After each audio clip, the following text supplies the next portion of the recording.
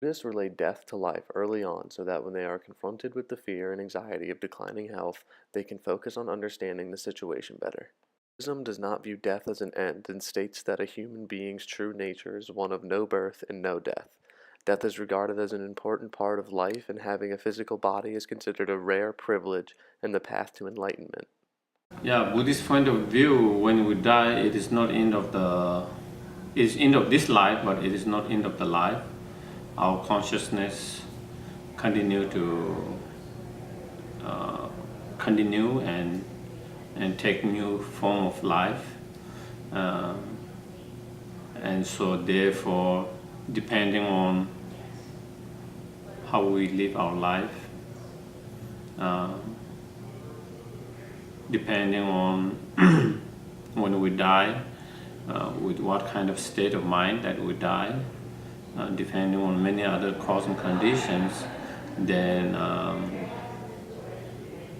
it will define what kind of life, form of life, or rebirth that we will have.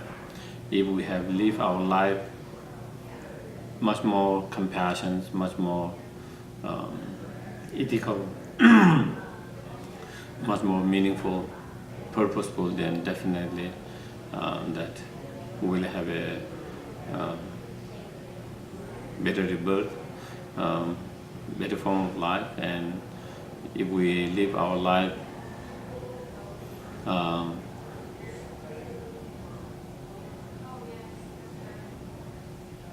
unethical, more cruel, more uncompassionate, then definitely it will affect our next life, and we will have more unfortunate form of life or rebirth. And so therefore, so the consciousness or the mind will continue taking new life and new rebirth. Yeah. Buddhists are undoubtedly among the best prepared to handle death with dignity and tranquility, as they see all things as impermanent. Before, at the moment, and immediately following a death, monks and spiritual friends read prayers and sermons over the body. Ideally, the body won't be touched for at least 3 to 8 hours following the death to preserve the spirit of the person. For the deceased, rituals encourage their consciousness to break the connection with the physical body.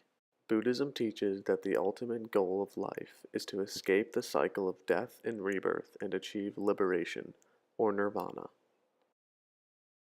To relate to the reading, ritual and its consequences, Buddhism and its death rituals can be applied to ritual and autonomy. For early Confucian thinkers, there is an even higher level than humanness. The highest example of ritual action was to become a sage. Here, too, it was certainly possible to define the sage as one who acts in individual sincerity, and many later figures did so. But one can also define it in ritual terms. A sage is simply someone who acts properly in any given situation, whether or not there is a ritual precedent to guide his actions.